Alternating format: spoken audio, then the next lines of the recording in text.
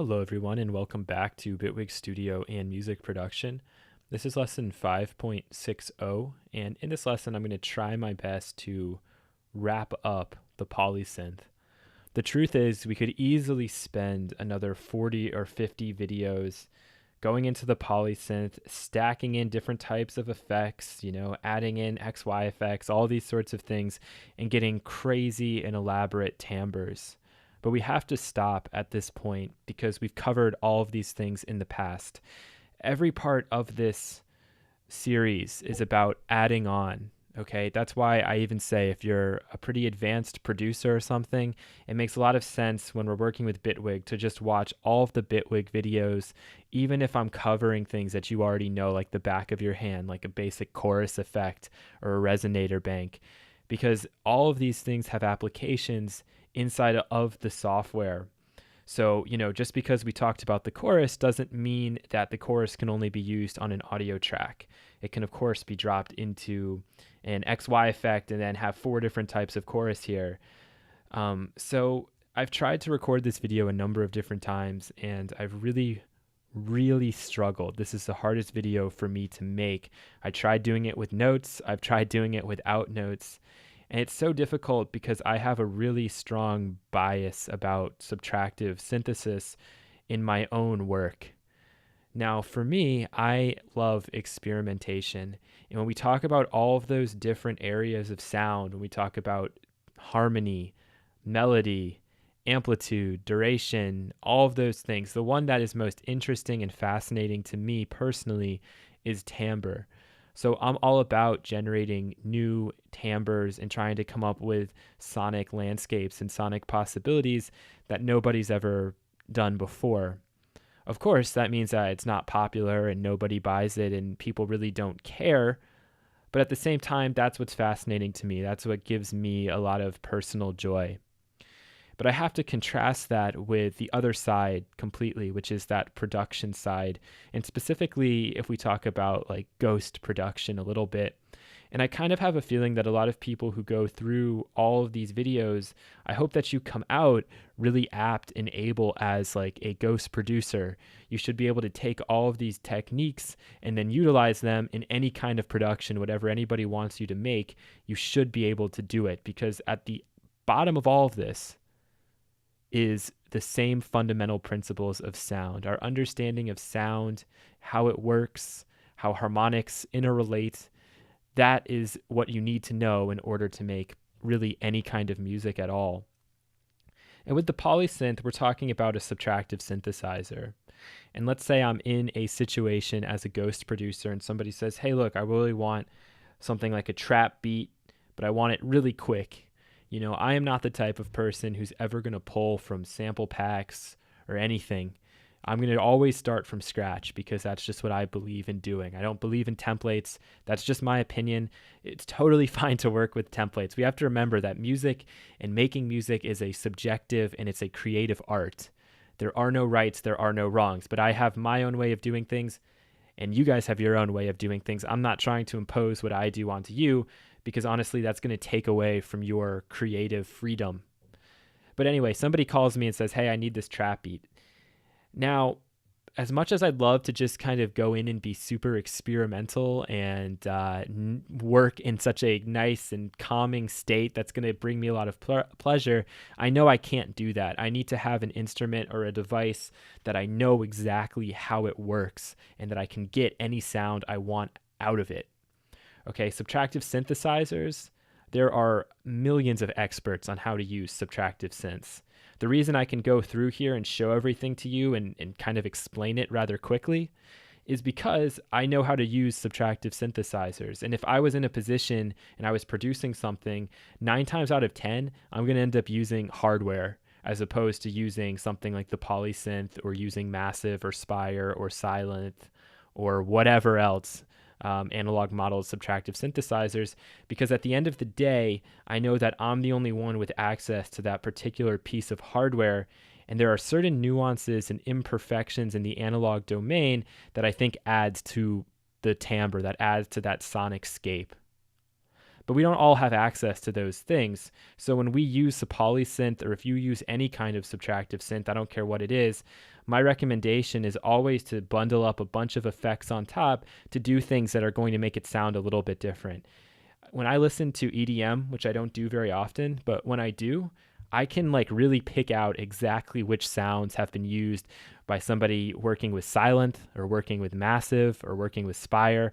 I can really tell, like, the filters have very distinct characteristics. Sometimes people use Massive and it's hard to tell because they're using like crazy wave shapes, but there are certain characteristics of those synthesizers that are just dead giveaways. And in the realm of production, that is totally fine. You can emulate that if you want, because then you're sounding similar. The problem is that these producers that you might be trying to emulate, they are already well-established stars. It doesn't matter what they put out, and at this stage, they're probably hiring people to make their music for them, which is okay. I understand that in the business context because they have to travel around and play shows and do whatever. So, I think that this course is helpful to people like you or me who might end up in a ghost production role, and you get called and they say, okay, listen to what this guy's done before. You have to make something that could work for his style, and we need it quick because, these people put out songs every single month, which, again, if they're touring all the time, I don't know how they could actually humanly do it, and they don't. But that's for another time, another place. I think that all of those guys could produce their own music if they had the time and the freedom to do so. But in those cases, you have to take what you're hearing. And if you can hear, and if you're familiar enough with various synthesizers, you'll know, oh, okay, they obviously are commonly using this particular synthesizer, so that's what I'm going to use so that it sticks with the sound. For your own work, you have to be a little bit more careful, because if you're just using Spire or you're just using Massive, you run the risk of sounding like everybody else. And sounding like everybody else is okay when you're really emulating something, but are people going to prefer your piece using just Spire and nothing else? Or are they going to prefer that big famous star who's just using Spire? And it's always going to be the latter. So you'll hear people online talking about you need to do things that creatively spice up your own music. And it's really kind of unfair. It's really hard if you're trying to break through, because you're competing with people who might just be using these basic tools, and you're like, well, I want to use these tools too, but then you sound so similar, and the timbres you're coming up with are so similar. And that is really what subtractive synthesizers are all about. It's so easy for me to go in here and recreate almost any lead sound that I hear, because most of those are using subtractive synthesis techniques. And even if I'm trying to recreate a Skrillex growl bass that I know was made in like FM8, I could still use this particular polysynth with very well-crafted distortion and some other tools to come up with something very similar. Okay, it's not that hard when you've practiced with these guys for long enough. So in my own music, with my own experiments, and with things that I kind of enjoy to do for me, I very rarely use a subtractive synthesizer, because I actually know exactly what every turn of a knob is going to do. I know that I'm going to get a very predictable result out of it. And predictability is great in some arenas, and in others arenas, it's not. And I know most of you guys want to be probably like dance producers or electronic music producers, which is totally cool and awesome. And what you will need to do is learn how to use the polysynth to get some of that familiarity. And so okay, if I set things in a certain way, I'm going to get this particular sound. And I mean, when we have something like the polysynth, if you know what you're doing, it doesn't take long to even generate something like a hi-hat.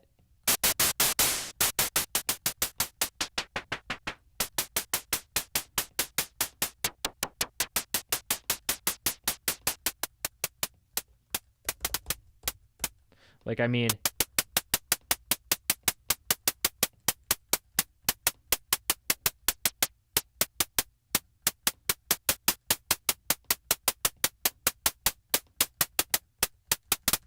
like, we can generate a pretty convincing hi-hat in like 35 seconds.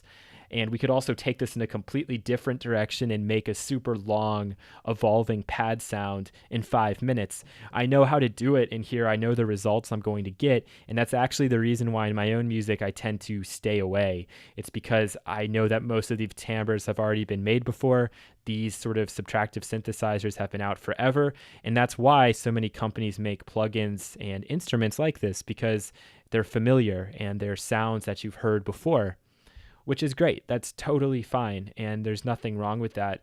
But I just want you guys to realize that you really are going to have to do a lot of work in the effects section to really kind of make these sounds your own. That's why I spent so much time talking about distortion and going off on that crazy tangent, because I want you to be aware that there's so much more you can do than just what's in here.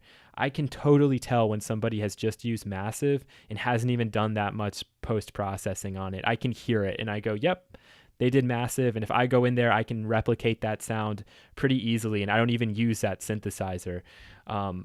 So I don't know why I'm going off on that tangent, but I just want you guys to really consider what it means for your sounds to be original. It's not just going in here and programming something, because anybody else who has the Polysynth can do that. So each and every effect you add, each and every effects chain and amount of percentage you add, you're decreasing the likelihood that you're going to sound like everybody else. And you can still make the exact same genres and styles, but you're going to do a good job of differentiating yourself from the crowd. And I can't sit here and make videos and saying, okay, here's how you're going to differentiate yourself from the crowd. You have to go in there and kind of experiment and mess around. And we're also nearing a point in this course where we have to start talking about intention. And for me, that's such a hard thing to bring up when this is the course that I'm making on Bitwig, kind of utilizing my own philosophies, because I love experimentation. That is what I enjoy with sound, because I like getting results that I was never expecting to get when I started. I love working with blank slates. You know, that's just who I am. That's not the way that everybody's going to do it. And in fact, most people aren't going to do it that way. But I think the point that I want to stress is that when you're working with something like a subtractive synthesizer, you really do need to have some intention when you go in here, because if you just go in here willy-nilly and just screw around and turn knobs, it is hard to kind of learn it. And luckily, we've gone through and really talked about every single knob. So at this point, you can start to focus on what's important, and that's the sound you want to make. So it doesn't matter how you approach it, but kind of think beforehand, what sound am I going for? Do I want it to sustain? Do I want it to cut off? Am I going to have this be monophonic, or is it going to be used to play chords? You know, there are a lot of questions you'll need to ask yourself. And once you have the answers to those questions, and you can even literally write it down on a sheet of paper, you're ready to go. You're ready to start programming.